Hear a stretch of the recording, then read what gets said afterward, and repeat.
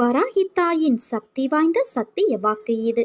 என் தங்கமே, நீ என்னிடம் நேற்று பிரார்த்தனை செய்யும் போதே உன்னால் முழுமனதாக பிரார்த்தனை செய்ய முடியாமல் கவலையோடும் குழப்பத்தோடும் இருந்தாய்.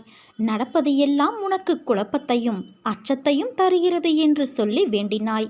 உன் குழப்பங்கள் பிரச்சனைகளை இன்று நான் தீர்த்து வைக்கிறேன். நேர்மறை எண்ணத்தோடு உன் வாழ்வில் நீ விரும்பிய மாற்றத்தை பற்றி மகிழ்ச்சியாக சிந்தனை செய். இன்று சில மாற்றங்கள் நீ நடப்பதை காண்பாய். நம்பிக்கையை கைவிடாதே குழந்தையே.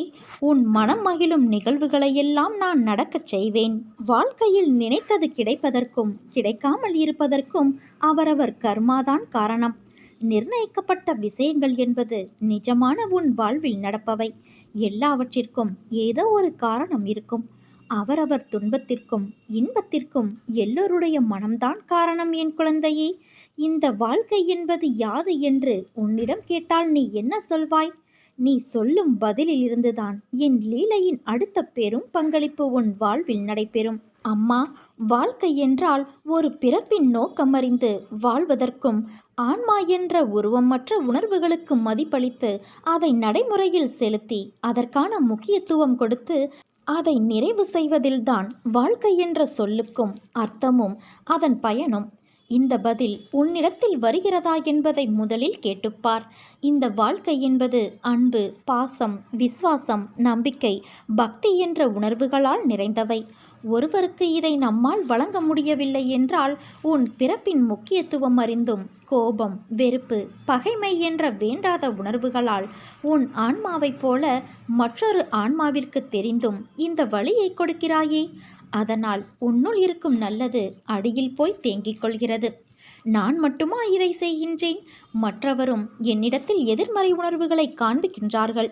மற்றவரும் என்றால் யார் அவர்கள்? உனக்கு உன் ஆன்மா இல்லை அவர்கள். முதலில் உன் ஆன்மாவிற்கான பங்களிப்பை கொடுத்து அதை மதிக்க கற்றுக்கொள். பிறகு மற்ற ஆன்மா என்ன செய்கிறார்கள் என்ற யோசனையை செய். மாற்றம் என்பது ஒருவரிடத்தில் ஆரம்பிக்கும் ஒரு புத்துணர்வான எழுச்சி. அதை உன்னிடத்தில் கொண்டு வரவே என்னுடைய இத்தனை போராட்டங்களும் நடக்கின்றன. மாறுதலுக்கான நடைமுறைகள் தொடங்கிவிட்டது என் குழந்தையே. நீயும் மனதளவில் உன்னை தயார் செய்து கொள். புதிய வாழ்க்கைக்கு என் அன்பளிப்பும் பாசமும் அருளும் என் பிள்ளையான உனக்கே தருகிறேன். என் முழு மனதில் இடம் பிடித்த உனக்கு என் அருளும் ஆசையும் எப்போதும் உண்டு. நான் நிரந்தரமாகவே உன் அருகில் இருக்கிறேன் என்று உன் மனம் நம்ப ஆரம்பித்துவிட்ட பிறகு உன் மனதின் வேகங்களும் தீவிரமான உணர்ச்சிகளும் தாமாகவே பலம் இழந்துவிடும். காலப்போக்கில் வேரோடு அறுக்கப்படும். மனம் வேகங்களிலிருந்து விடுபட்டுவிடும். என் தங்கமே, நீ எதற்கும் பயப்படாதே. நான் உன்னோடு இருக்கிறேன். எப்போது எங்கே என்னை நீ நினைத்தாலும் நான் உன்னோடு இருப்பேன். பயம் கொள்ளாதே குழந்தையே. வாழ்க்கையில் எந்த நிமிடம் என்ன நடக்குமோ என்று பயந்து பயந்து வாழ்வதை விடுத்து எனக்கென என் அம்மா இருக்கிறார் என நிம்மதியாக இரு. உன்னை காப்பாற்றி கரை சேர்ப்பது உன் அன்னையான என்னுடைய பொறுப்பு.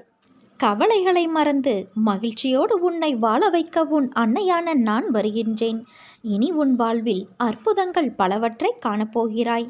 உனக்கென்று படைக்கப்பட்டது நிச்சயம் உன்னை வந்து சேரும். நீ மகிழ்ச்சியாக வாழ்வாய் என் குழந்தையே.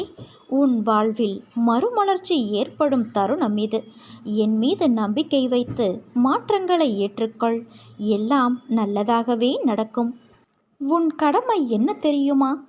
என் உருவத்தை மனதில் நிறுத்தி என் நாமத்தை அனுதினமும் உச்சரித்து கொண்டு வருவதையும் போவதையும் வேடிக்கை பார்ப்பதுதான்.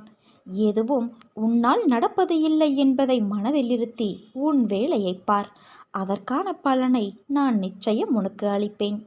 யாரும் யாரையும் நிந்திப்பதால் பயனில்லை என்பதை உணர்ந்து எல்லாவற்றிற்கும் மூல காரணம் உன் அன்னையாகிய நான் என்பதை அறிந்தால் நீ இந்த அளவிற்கு மன உளைச்சலுக்கு ஆளாக மாட்டாய். உன் முன் ஒருவரை நிற்க வைப்பதும் செயல்பட வைப்பதும் நானே என அறிந்தால் உனக்கு இந்த துன்பமே இல்லை. ஆனால் ஒன்றை மட்டும் நீ நினைவில் கொள். உன் மனம் என்பது எனக்கு தெரியும். உன்னை யார் வெறுத்தாலும் ஒதுக்கி வைத்தாலும் நீ சிறிதும் வருந்தாதே, கலங்காதே. உன் அன்னையாகிய நான் உன்னோடு இருக்கும்போது, உனக்காக என்ன வேண்டுமானாலும் செய்ய நான் காத்திருக்கும்போது நீ எதற்கும் கலங்கக்கூடாது. உன் கவலைகளை என்னிடம் கொட்டு. உன்னை தாங்க இந்த மடி இருக்கும்போது உனக்கேன் இந்த மறுகள்? நீ இந்த அன்னையின் செல்ல குழந்தை. உன்னை பாராட்டி சீராட்டி தாயாக தாங்க உன் அன்னை நான் இருக்கும்போது நீ எதற்காகவும் கலங்கக்கூடாது என் தங்கமே. உனக்கு கிடைக்க வேண்டிய எல்லாம் நிச்சயம் சரியான நேரத்தில் உன்னை வந்து சேரும். தைரியத்தோடும் உறுதியான செயல்பாடுகளாலும் வருவதை எதிர்த்து நில். நிச்சயம் நீ வாழ்ந்து விடலாம். நம்பிக்கை இல்லாமல் வாழ்க்கை இல்லை. நீ எந்த செயலை செய்தாலும் இருமனதாக எதையும் செய்யாதே. முழு மனதோடும் நம்பிக்கையோடும் செய். எதற்காகவும் அஞ்சாதே. உன்னோடும் உன் குடும்பத்தோடும் உன் அன்னையான நான் இருக்கிறேனே. என் பிள்ளை, நீ என்னையே நினைத்து கொண்டே இருக்கும்போது உன் துயரத்தை நான் போக்க மாட்டேனா? அது வெகு விரைவில் நடக்கும். கவலைப்படாமல் இரு. உனக்கு எது நன்மையோ அது நிச்சயம் என்னை வந்து சேரும். அந்த எண்ணத்தை வளர்த்துக்கொள் என் குழந்தையே. இந்த எண்ணம் உள்ளவர்களே வாழ்க்கையில் வெற்றி பெறுவார்கள். உலகில் சாதித்தவர்கள் அந்த எண்ணத்தோடு தான் பல தடைகளை தகர்த்து சாதனைகள் பல புரிந்து இருக்கிறார்கள். அதைத்தான் நான் உன்னையும் பின்பற்ற சொல்கிறேன். நீ உன்னுடைய துன்பமான காலங்களை கூட புன்னகையோடும் தளராத நம்பிக்கையோடும் எதிர்கொண்டு பார். உன்னுடைய தடைகள் அனைத்தும் வெற்றி படிகளாக மாறும். அதை பின்பற்றுவது சிறிது கடினமான ஒன்றுதான். ஆனால் அதை முயன்று பார். உன் துயரங்கள் அனைத்தும் காணாமல் போகும். என்னை மீறி எதுவும் நடக்காது. உன் நிழலாக என்றும் உனக்காக உன் அன்னையான நான் இருக்கின்றேன். என் வார்த்தைகள் மீது நம்பிக்கை வைத்து செயல்படு. ஆனால் ஒன்றை மட்டும் நான் உன்னிடம் சொல்ல விரும்புகிறேன். ஒரு நாளும் ஒருவரின் கடந்த கால தவறுகளையும் நிகழ்வுகளையும் சுட்டிக்காட்டி காயப்படுத்த நினைக்காதே. உனக்கு தெரியாது அவர்கள் அந்த வழிகளிலிருந்து மீண்டு வர எவ்வளவு போராடியிருப்பார்கள் என்று. தனக்கென்று வரும்போதுதான் எதுவுமே வலிக்கும். நீ நம்பிக்கையோடு இரு. நல்லதே நடக்கும். நீயும் நல்லதை மட்டுமே செய்ய வேண்டும். நாளை உன் இல்லத்திற்கு வருவேன். என்னை நீ அழைப்பாயா? உனக்கான மங்கள வாக்கு ஒன்றையும் கூறவுள்ளேன். மனதார என்னை ஒரு நிமிடம் அழை. மறுகணமே நான் உன் கண்முன் தோன்றுவேன். நான் என்ன செய்தேன்? ஏன் என் வாழ்வில் மட்டும் இவ்வளவு வலி? ஏன் எல்லோரும் என்னை வந்து காயப்படுத்துகிறார்கள் என்று புலம்புகிறாய்? மற்றவர்கள் செய்த தவறு துரோகம் ஏன் சுற்றி இருப்பவர்களுக்கு தெரியவில்லை? ஏன் என்னை மட்டும் இப்படி குற்றவாளிகளாக பார்க்கிறார்கள்? அவர்களுக்கு தெரியவில்லையா உண்மை எதுவென்றுதானே நீ புலம்புகிறாய்? ஆனால் அவர்களுக்கோ அதை அனுபவித்துதான் புரிந்து கொள்ள வேண்டும் என்பது விதி. மற்றவர்களுக்காக யோசி, உதவி செய். மற்றவர்கள் கஷ்டத்தை நினைத்து வருந்து. மற்றவர் வழிக்காக பிரார்த்தனை செய். ஆனால் உன் வாழ்க்கை என்னும் மூச்சை உனக்காக சுவாசி. அதில் ஒருவர் மட்டுமே உயிர் வாழ முடியும். அந்த மூச்சை நீ மட்டும்தான் சுவாசிக்க முடியும். நான் சொல்வதை உன்னால் புரிந்து கொள்ள முடிகிறதா? நீ வைரம். உன்னை ஒரு வடிவம் கொண்டு வருவதற்காக நான் செதுக்குகின்றேன். உனக்கு துணையாக நான் வாழ்வேன். நீ என் பரிபூரண அருளும் ஆசீர்வாதமும் அன்பும் பெற்ற என் செல்ல குழந்தை. இப்போது உனக்கு துன்பமாக தெரிவது எதுவும் துன்பமில்லை. அவை உன் கண்முன் தெரியும் மாயை. அதை உண்மை என்று எண்ணி கண்ணீர் சிந்தாதே. உண்மையில் உன் வாழ்வில் இன்பம் உள்ளது. அதை விரைவில் உனக்கு நான் வெளிப்படுத்துவேன். உனக்கான நேரங்கள் தொலைவில் இல்லை என் தங்கமே. அது உன்னை தேடி வந்து கொண்டிருக்கிறது. பிள்ளைகளின் நலம் சீராகும். நான் கம்பீரமாக உன் மனதிலும் உன் இல்லத்திலும் அமர்ந்து கொண்டு இருக்கிறேனே. ஏன் அது உனக்கு தெரியவில்லையா? நீ என்னை மனதில் நினைத்தாலே போதும். தினமும் என்னை பூஜித்தால்தான் உன்னை நான் நினைப்பேனா? இல்லை, யோசித்துப்பார். நீ இன்று இருப்பதை விட இதற்கு முன்பு பல வேதனைகள், மனக்கசப்புகள், உறவுகளோடு பூசல்கள், ஆசையாசையாய் வாங்கியது கைவிட்டு போனது. நிம்மதியை இழந்தாய். ஏன் தினசரி வாழ்க்கையை நடத்துவதற்கு நீ பட்ட கஷ்டங்கள் போதுமப்பா இந்த வாழ்க்கை என்று அழுது புலம்பினாய். அதையெல்லாம் நீ மறந்துவிட்டாயா என்ன? அனைத்தையும் உன் அன்னையான நான் அறிவேன். இன்று நீ எப்படி இருக்கிறாய்? தினமும் என்னை பூஜித்தாய். ஆனால் நான் உன்னிடத்தில் எப்படி வந்து சேர்ந்தேன்? நீ எனது பொக்கிஷம். நீங்கள் அனைவரும் இந்த அன்னையின் குழந்தைகள். எனது அனுமதியின்றி எவரும் உன்னை தொட முடியாது. இனி நீ நினைத்த வாழ்க்கை உனக்கு கிடைக்கும் என் குழந்தையே. என் வாக்கு என்றுமே பொய்யாகாது. உறவுகள் உன்னை பாராட்டும். பிள்ளைகள் உனக்கு பெருமை சேர்ப்பர். பொறுமையாக இரு. நான் எனது அதிசயத்தை நிகழ்த்தப் போகிறேன் என் குழந்தையே. அனைத்தையும் உனக்கு நான் ஜெயமாக்குவேன். உன்னோடு உன் அன்னையான நான் இருக்கின்றேன். உனக்கான வரும் காலத்தை உருவாக்கி உன்னை அனைவரும் வியக்கும் வண்ணம் மிளிரச் செய்வேன். பொறுமையோடு என்மேல் நம்பிக்கை வைத்து செயல்படு. உன் வாழ்வில் சிக்கலான சவாலான விஷயங்களுக்கு விடை காணப்போகின்றாய். நீண்ட நாட்கள் அதற்கு விடை கிடைக்காமல் இருந்தது. உனக்கு ஆலோசனை தருவதற்கும் சரியான மனிதர்கள் இல்லாமல் இருந்தது.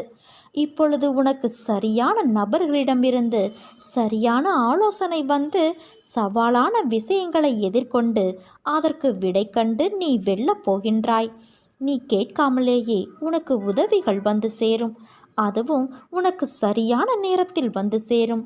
உனக்கான சரியான தீர்வை சரியான நபர்கள் மூலம் உன்னிடம் உன் அன்னை நான் கொண்டு வந்து சேர்ப்பேன். சுதந்திரம் என்றால் என்ன? ஒரு மனிதன் தன் இஷ்டப்படி இருப்பதும், எவருடைய கேள்விக்கும் விளக்கமளிக்கக்கூடாது என்பதும், தன் இஷ்டப்படி பேசுவதும், மற்றவர்களின் உணர்வுகளை கேலியாக நகைப்பதும், இதை சில மனிதர்கள் சுதந்திரம் என்று நினைக்கிறார்கள். உண்மையான சுதந்திரம் என்றால் ஒரு ஆன்மா இந்த உலகில் உயிர் வாழ நிறைய விஷயங்கள் தேவையாய் இருக்கின்றது. அதில் வாழும் முறை என்பது மிக முக்கியமான விஷயம். ஆன்மாவுக்கு எல்லா பக்குவங்களும் இருக்கும். ஆனால் மனித உடலில் இருக்கும் ஆன்மா வெளியில் தன்னை உணர்ந்து காட்ட மிக அதிகமான பக்குவம் தேவை. அதற்கு சுதந்திரமான முறை மட்டுமே பக்குவத்தை போதிக்கும். ஒவ்வொருவருக்கும் ஒவ்வொரு கனவுகள் இருக்கும். அதை நிறைவேற்ற தனியாக பயணிக்க நேரும் தருணம் சுதந்திரம் என்ற சிறகுகள் இருந்தால் மட்டுமே பயணிக்க முடியும். ஒரு குழந்தையாய் ஒரு ஆன்மா இருக்கும்போது அது எழுந்து நடக்க பயிலும்போது பெற்றோர்கள் சொல்லிக் கொடுக்கிறார்கள். அந்த குழந்தை தன் கால்களால் முயன்று நடக்கும். அப்போது குழந்தை நடக்கட்டும் என்ற சுதந்திரத்தை கொடுப்பார்கள். அப்போது தன்னால் முயன்று எழுந்து நடக்க முடியும் என்ற எண்ணத்தில் நாளடைவில் இது அதிகமாக வேண்டும். இதை வாங்கித் தருகிறேன், அதை வாங்கித் தருகிறேன் என்று கூறுவதை காட்டிலும் உன் சொந்த கால்களில் நின்று நிறைவேற்று என்று சொல்லுங்கள். உனக்கான சுதந்திரமாகவும் உனக்கான வழிகாட்டியாய் வருவேன் என்று எடுத்துக்காட்டாய் விளங்கும் தருணம்.